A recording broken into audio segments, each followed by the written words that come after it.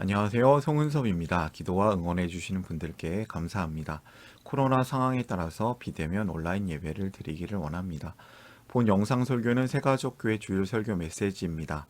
교회 성도님들과 신앙생활의 새가족을 위한 쉬운 메시지를 전하기를 원합니다. 오늘 주일 메시지 하나님의 말씀은 로마서 1장 1절 말씀. 오늘 로마서 설교가 마지막으로 정리가 되는데요. 설교 제목은 로마서와 하나님의 복음입니다. 오늘 설교 제목에 대한 궁금함과 기대감을 가지고 메시지로 함께 들어가 보도록 하겠습니다. 먼저 성경 말씀 같이 읽어볼까요? 로마서 1장 1절 세번역 성경으로 함께 읽어보겠습니다. 그리스도 예수의 종인 나 바울은 부르심을 받아 사도가 되었습니다. 나는 하나님의 복음을 전하기 위하여 따로 세우심을 받았습니다. 아멘. 오늘 메시지가 교회를 한 번도 안 가보신 분들에게도 들려지는 메시지가 되었으면 합니다. 이 메시지를 들으시는 분들을 제가 억지로 웃기려고 하거나 새로운 말, 자극적인 말을 하려고 하지 않습니다. 설교자의 성경 해석에 특별한 능력을 자랑하거나 아주 특별한 묵상을 전하는 것이 목적이 아니라 성경 본문이 전하고자 하는 메시지를 그대로 잘 전하는 것이 저의 소망입니다. 오늘 성경 말씀을 담백하게 전하기를 원합니다. 로마서는 왜 썼을까요? 다시 한번 말씀을 드리자면요. 제가 로마서 처음 설교했을 때 올해 1월 3일 날 로마서 설교를 처음 했을 때 이야기를 했습니다. 로마서는 이방인을 위한 복음이며 하나님 나라의 복음을 잘 설명해주는 편지입니다. 바울은 유대인으로서 기독교의 복음을 전하는 사도였습니다. 로마는 당시 1세기 정치, 군사, 경제, 문화 등 세계적인 중심 도시였고요. 이 로마서는 여러 교회와 많은 성도들이 함께 보는 편지, 함께 돌려보는 서신이었습니다. 로마에는 유대적 배경이 없는 새가족 성도들이 많았고요. 바울은 로마 성도들과 교제하고 복음을 전하면서 격려하길 원했습니다. 가보고 싶었는데 아직 가보지는 못한 그런 곳이었죠. 지난주까지 로마서 설교는 이미 끝났지만 오늘은 로마서를 전체적으로 정리하면서 마무리를 합니다. 바울은 이 로마 성도들에게 보내는 이 편지에서 아주 길게 복음을 설명했습니다. 그러한 이유는 로마가 참 중요한 도시였고 로마 교회 안에는 새가족, 새로운 성도들이 참 많이 있었기 때문입니다. 바울의 복음은 예수님에 대한 전파였습니다. 바울은 하나님 나라 복음과 예수님, 예수 그리스도께서 그들을 믿음 안에서 온전히 세우실 것을 알았습니다. 믿으면서 이 편지를 적어 내려갔습니다. 오늘 메시지로 함께 들어가 볼까요? 설교를 위한 세 가지 질문을 준비했습니다. 쉬운 질문이고 답도 쉬운데 제가 잘 설명해 드리기를 원합니다. 첫 번째 질문부터 이야기해 볼까요? 첫 번째 질문, 바울은 무엇을 전하고 싶어 하는가? 바울은 어떤 사람이었을까요? 로마서 1장 1절부터 3절까지를 읽어보겠습니다. 그리스도 예수의 종인 나 바울은 부르심을 받아 사도가 되었습니다. 나는 하나님의 복음을 전하기 위하여 따로 세우심을 받았습니다. 이 복음은 하나님께서 예언자들을 통하여 성경에 미리 약속하신 것으로 그의 아들을 두고 하신 말씀입니다.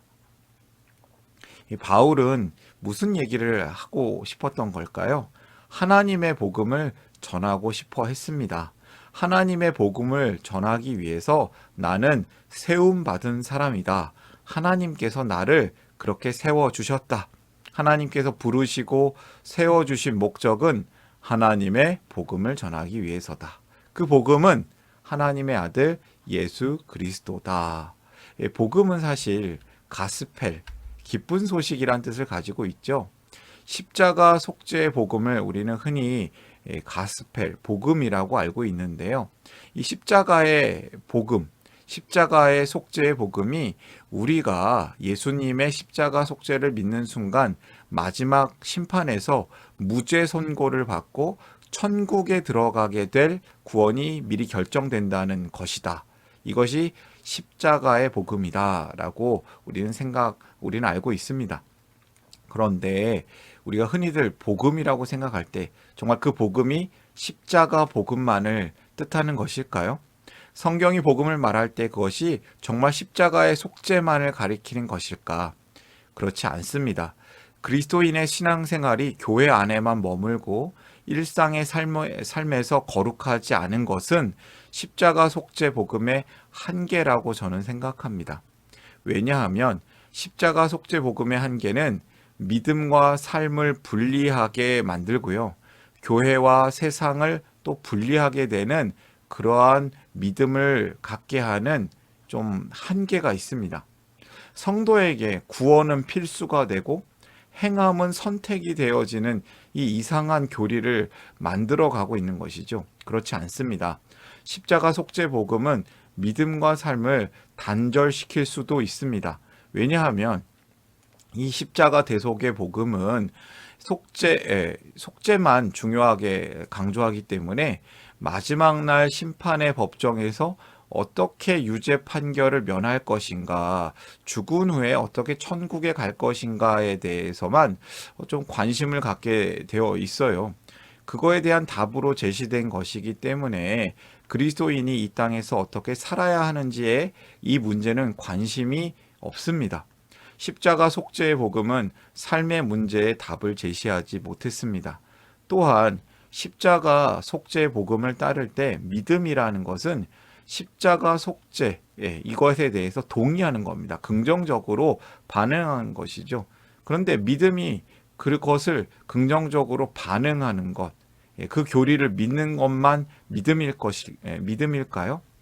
그 믿음은 철저히 개인적인 것이고 내면적인 것이기 때문에 믿음을 예수님을 개인적으로 구주로 영접하는 것만 믿음이 되어버려요. 그 결과 이것은 예수님을 믿음으로 개인이 신앙을 얻게 되고 개인의 내면, 마음속에 예수님을 믿는 것만으로 끝나게 될 가능성이 남아 있어요. 이때 믿는 자, 성도들이 세상을 위해서 할 수 있는 일이라는 게 남아있지 않는 것이죠. 그냥 내가 잘 믿고 내 마음속에 예수님 잘 모시면 되는 것이지 내가 어떻게 살아야 되는지가 뭐가 중요합니까? 이 신앙의 내면화되는 것은 중요하지만 내면화로 그치는 것은 한계가 있습니다. 그래서 이 복음이라는 것이 도대체 무엇인가 우리는 좀 더 살펴볼 필요가 있는 것이죠. 그래서 대안이 아니라 사실 성경이 말하는 복음은 하나님 나라의 복음이라는 거예요. 신약 성경에서 나오는 복음에 대한 설명을 살펴보면요. 이 단어를 살펴보면요. 이 복음을 십자가의 속죄로 정의하는 곳은 한 군데도 없어요. 100군데가 넘게 나오는데 이 복음이 십자가만을 뜻하는 것이 아니에요. 성경은 십자가 속죄를 넘어서는 하나님 나라의 복음을 전합니다. 하나님 나라의 복음을 주장합니다. 성경에서는 이 나라의 의미가 원어적 의미로 왕됨, 주님됨, 다스림 이런 뜻을 가지고 있습니다. 나라라는 말이 왕이라는 말에서 유래가 되었는데요. 이 왕정시대의 국가의 정체성을 결정하는 것이 바로 그 존재가 왕이었기 때문입니다. 왕이 누구냐? 누가 다스리냐? 하나님 나라란 하나님의 왕되심, 하나님의 주되심 또는 하나님의 다스리심으로 설명될 수 있습니다. 하나님 나라에서 가장 중요한 개념은 영토가 아니라 하나님의 주님 되심입니다. 그곳이 어디냐? 하늘나라냐, 그곳이 이곳이냐, 저곳이냐, 그 뜻이 아니니 그 뜻보다는 누가 주님이시냐에 대해서 우리는 더 주목을 해야 합니다. 하나님 나라의 복음은 하나님이 우리의 주님이 되신다는 기쁜 소식입니다. 바울은 복음을 한마디로 예수 그리스도라고 정의합니다. 바울에게 복음은 예수 그리스도를 내용으로 하는 선포이며 예수 그리스도의 계시입니다. 그래서 바울은 복음을 가리켜서 그 아들의 복음이라고 말하는데요.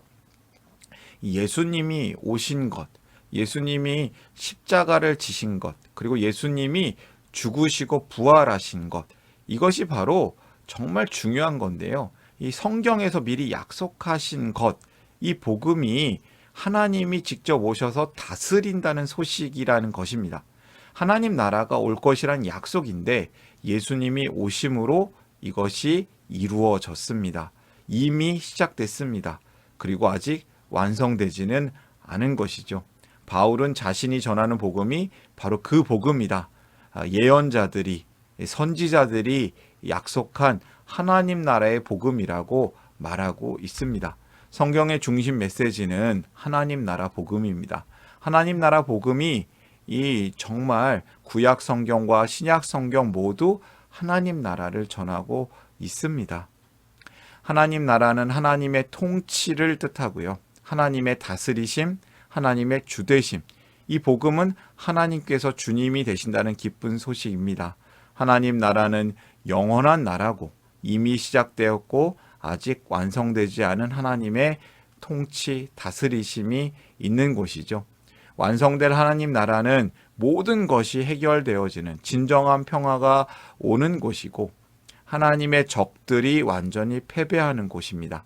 이미와 아직 사이에 하나님 나라의 성도는 여기를 살아갑니다. 이미와 아직 사이에 하나님 나라를 살아가는 성도가 있는 것이죠. 예수님을 믿은 하나님 나라의 성도들은 세상에 속하였으나 이 세상의 세속적인 삶과는 구별된 삶으로 이 땅을 살아갑니다. 하나님의 나라는 하나님의 언약 백성이 하나님의 뜻에 순종하여 하나님의 지으신 이 만물을 하나님의 뜻대로 다스리는 나라입니다. 그것이 이미 시작되었고 아직은 완성되지 않았습니다. 예수님이 다시 오실 때 이 나라가 완성되는 것이죠. 우리는 그때까지 어떻게 살아야 합니까? 하나님 나라를 이루며 누리며 전하며 살아야 할 것입니다. 이 로마서는 하나님 나라 복음을 전합니다. 하나님 나라 복음과 십자가 속죄의 복음이 맺는 관계가 있습니다. 그것은 바로 언약의 역사라는 맥락에서 우리는 이것을 봐야 합니다. 사실 십자가 속죄의 복음이 하나님 나라 복음과 이질적인 것, 전혀 다른 것이 아니에요. 사실 하나님 나라 복음 안에 십자가 복음이 있는 거예요. 그런데 십자가 복음은 이 중간에 하나님을 떠나서 죄의 노예가 된 백성들이 하나님의 언약에 따라서 하나님께서 그들을 기억하시고 돌이키시고 죄의 지배로부터 해방시키는 그 일을 예수님의 십자가 사역으로 보여주시고 그것을 이루신 것이죠. 그런데 그 다음 이야기가 십자가 복음에는 부족합니다.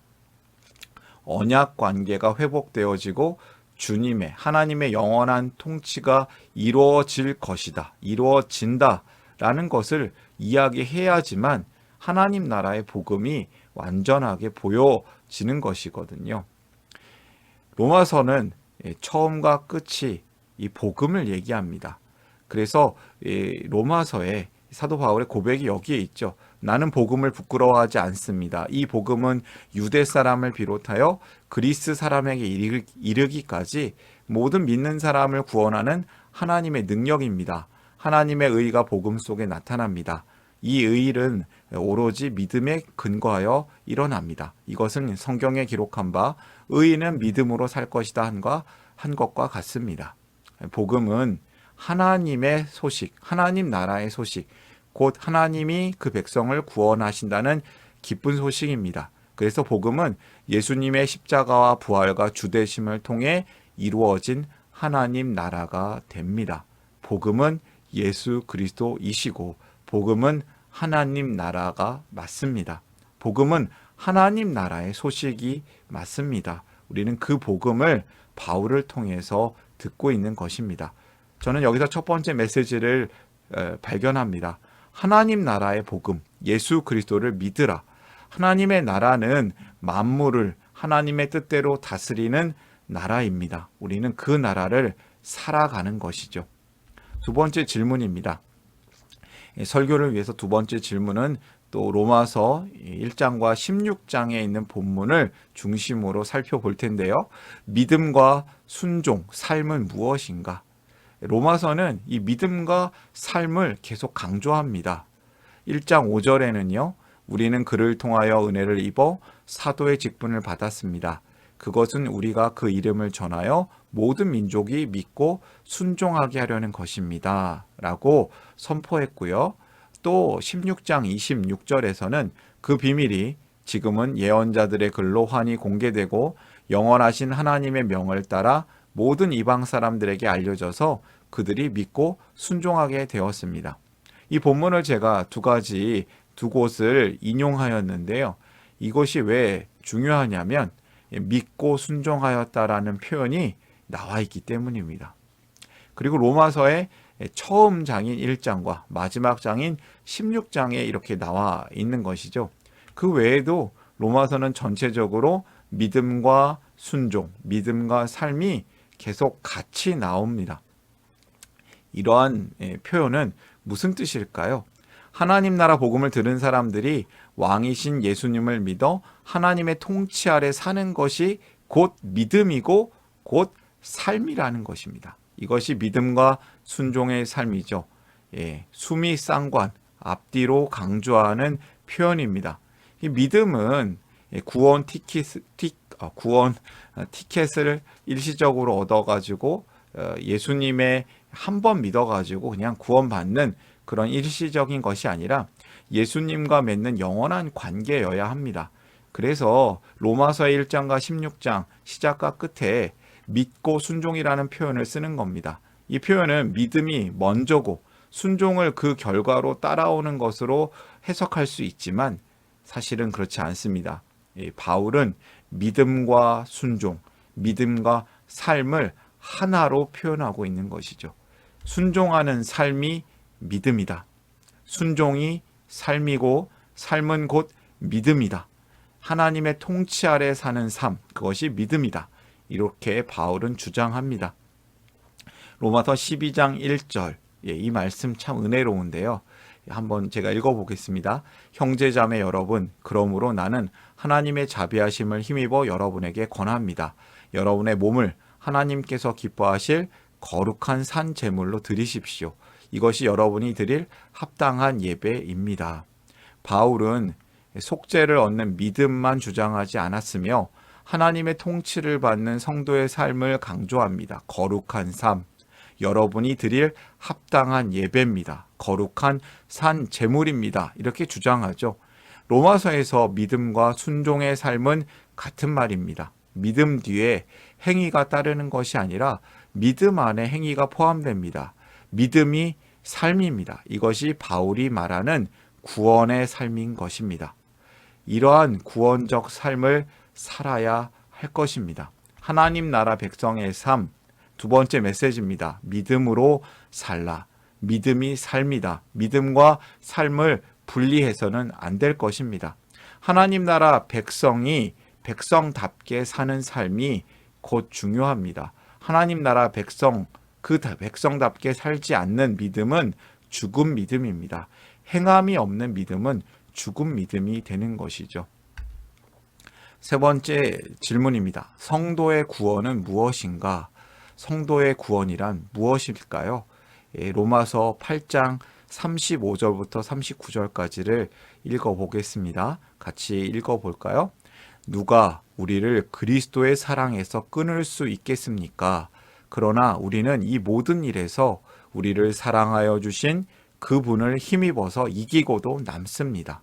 나는 확신합니다. 죽음도 삶도 천사들도 권세자들도 현재일도 장래일도 능력도 높음도 깊음도 그 밖에 어떤 피조물도 우리를 우리 주 예수 그리스도 안에 있는 하나님의 사랑에서 끊을 수 없습니다. 하나님의 사랑은 끊을 수 없습니다. 이 이야기를 왜 하는 걸까요? 구원은 한 번 믿는 것이 아니라 일회성이 아니라 하나님과의 영원한 관계이기 때문입니다. 그 구원은 하나님과의 관계 회복이에요. 죄로 인하여서 하나님과의 관계가 깨어졌습니다. 그런데 하나님께서 일방적으로 예수님을 보내주심으로 우리에게 다가오셨습니다. 구원은 하나님과의 관계 회복입니다. 우리가 예수님을 믿으면 그 믿는 반응에 의해서 반응은 하나님과의 관계 회복을 이루는 그 믿음이 되는 것이죠. 내가 예수님을 믿는 그 믿음이 나를 구원하는 것이 아니라 하나님이 구원하시는 거예요. 하나님이 우리를 구하려고 오셨습니다. 그분이 예수님이시죠. 우리의 구원은 확실합니다. 근데 그 확실한 것은 내가 감정적으로 세게 강하게 믿는 그 믿음, 믿는 마음 때문이 아니라 견고한 교리 때문에 아니라 하나님 때문에 우리가 구원을 받는 겁니다. 우리의 믿음의 대상은 교리가 아니라 하나님이십니다. 우리가 믿는 믿음으로 구원받는다. 그런 교리로 구원받는 게 아니라 하나님 자체, 그분께서 우리를 구원하시죠. 우리의 믿음은 어떤 사실을 받아들인다는 것에서 멈추지 않고 그치지 않고 그 사실, 명백한 구원하시는 사랑의 하나님, 하나님과의 맺은 언약 관계이기 때문입니다. 친밀한 언약 관계를 맺는 것으로 우리는 구원을 받습니다. 우리가 하나님과 사랑의 관계 안에 있는 한 우리가 하나님의 주되심을 인정하고 그 주님 되심 안에 살아가고 있는 한 하나님은 결코 우리를 버리지 않으십니다. 그 어떤 것도 우리를 하나님의 사랑에서 끊을 수 없습니다. 여러분 안심하십시오. 그리고 우리의 구원을 이루어야겠습니다. 바울이 쓴 또 다른 편지인 빌립보서에서는 바울이 이렇게 이야기합니다. 그러므로 사랑하는 여러분, 여러분이 언제나 순종한 것처럼, 또 순종이 나오죠. 내가 함께 있을 때뿐만 아니라 지금과 같이 내가 없을 때에도 더욱더 순종하여서 두렵고 떨리는 마음으로 자기의 구원을 이루어 나가십시오. 여러분, 예수님 믿으면 구원 받는다고 우리는 많이 그렇게 알고 있지 않습니까? 그런데 사도 바울은 구원을 두렵고 떨리는 마음으로 이루라고 하고 있어요. 그럼 구원이 정해진 게 아닐까요? 혹시 구원이 취소될 수도 있는 걸까요? 아니요, 그렇지 않습니다. 두려운 마음으로 구원을 이루라라는 말은 구원은 계속 하나님과의 관계이기 때문에 그 관계를 붙들고 살라는 것이죠. 구원은 죽은 후에 구원 열차 타고 천국으로 날아가는 것이 아니라 이 땅에 살아있는 동안 구원의 완성을 향해 달려가는 겁니다. 하나님과의 온전한 관계를 계속해서 이루면서 살라는 것입니다. 예수님께 우리가 사로잡힌 바 되어서 그것을 잡으려고 달려가는 삶, 그것이 바울이 이야기하는 구원을 이루는 삶입니다. 구원은 죽은 후에 구원 열차 타고 날아가는 거 아닙니다. 이 땅에서 계속 구원으로 사는 겁니다. 이 땅에서 살아있는 동안 구원의 완성을 향해 달려가는 것이 구원의 삶입니다. 성도는 구원을 두렵고 떨리는 마음으로 이루어야겠습니다. 끊을 수 없는 사랑 안에서 구원을 이루라. 오늘의 세 번째 메시지입니다. 어떤 것도 우리를 하나님의 사랑에서 끊을 수 없습니다. 그리고 그 사랑 안에서 우리는 구원을 이루는 삶을 살아야겠습니다. 로마서를 오늘 마무리하는데요. 로마서를 한눈에 보면 이렇습니다. 하나님 나라 복음 안에서 하나님의 의가 계시되었다. 그 하나님의 의는 예수 그리스도시죠. 그 의는 언약 관계로 이루어지는 겁니다. 그 언약이 무엇입니까? 예수님께서 이 땅에 오셔서 우리의 죄를 사하시고 또 부활하셔서 이 영원한 하나님 나라의 통치가 그 다시 오실 때는 이루어질 것이다 라는 선포입니다. 복음, 무엇을 믿을 것인가? 그리고 윤리, 어떻게 살 것인가? 하나님 나라 백성은 무엇을 믿는 것인가? 또 하나님 나라의 백성은 이 땅에서 어떻게 살아야 할 것인가? 이러한 이야기로 로마서에 하나님 나라 복음이 들어가 있습니다. 우리 하나님 나라의 복음을 꼭 붙들고 살아야 되지 않겠습니까? 예수님 믿어서 구원이 보장되었으니까 이제는 막 살아도 된다. 여러분, 이런 삶은 하나님 나라의 성도의 삶이 아닙니다. 오늘의 메시지를 정리하겠습니다. 로마서를 정리하겠습니다. 하나님 나라 복음, 예수 그리스도를 믿으라. 우리의 힘으로는 믿을 수가 없지만 하나님이 우리가 하나님 나라의 복음, 예수 그리스도를 믿도록 만들어 주십니다. 하나님의 나라는 만물을 하나님의 뜻대로 다스리는 나라입니다. 그 나라가 이미 왔습니다. 우리는 그 나라를 살고 있는 겁니다. 아직 완성되진 않았습니다. 우리가 해야 될 일이 있습니다. 하나님 나라 백성의 삶, 믿음으로 살라. 하나님 나라 백성다운 삶이 없는 믿음은 죽은 믿음이기에 우리는 하나님 나라 백성답게 거룩하라, 또 사랑하라, 이러한 마음으로 살아야 됩니다. 마지막 세 번째, 끊을 수 없는 사랑 안에서 구원을 이루라. 두렵고 떨리는 마음으로 구원을 이루시길 바랍니다. 어떤 것도 우리를 하나님의 사랑에서 끊을 수 없습니다. 하나님과의 사랑의 관계를 이루며 삶는 우리 성도가 되시기를 바랍니다. 결론입니다. 다시 한번 말씀드리죠. 하나님 나라 복음, 예수 그리스도를 믿으라. 하나님 나라 백성의 삶, 믿음으로 살라.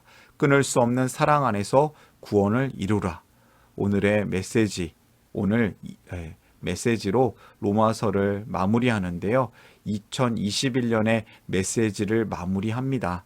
로마서와 하나님의 복음, 오늘 말씀 꼭 붙들고 그 은혜와 도전을 가지고 함께 기도하는 시간을 갖기를 원합니다. 기도하겠습니다.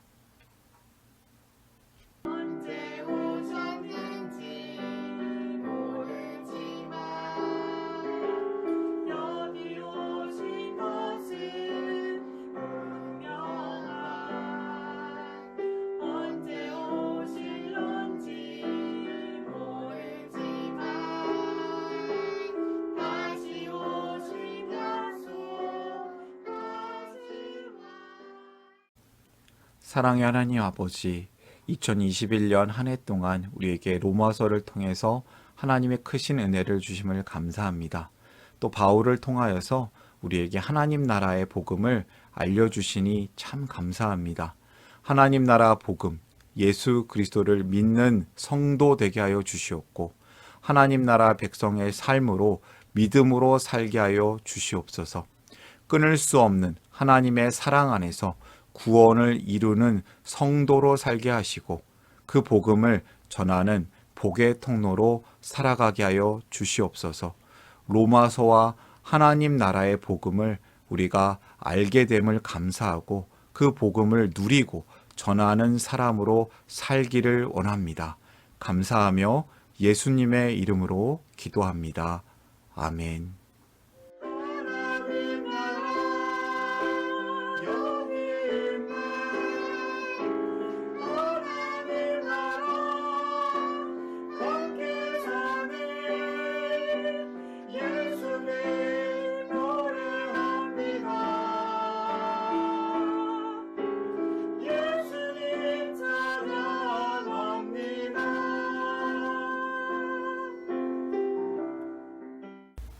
샬롬, 송은섭입니다. 저를 통해 또는 누군가의 추천과 우연한 기회로 이 메시지를 보게 되신 분들께 감사합니다.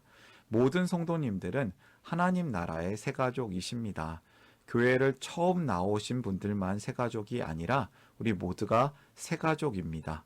왜냐하면 우리가 하나님 나라에서 새로운 관계가 된 새로운 가족 공동체이기 때문입니다. 본 설교는 새가족교회 공동체 새가족과 후원자를 위한 메시지이며 기독교를 잠시 떠났거나 새롭게 시작하시는 분들을 위한 쉬운 메시지이기도 합니다. 혹시 새가족교회의 가족, 새가족 또는 후원자가 되기를 원하시는 분들은 이메일로 카카오톡 아이디로 연락을 주시면 감사하겠습니다. 오늘의 메시지, 하나님의 은혜가 넘치시기를 바랍니다. 사랑합니다. 축복합니다.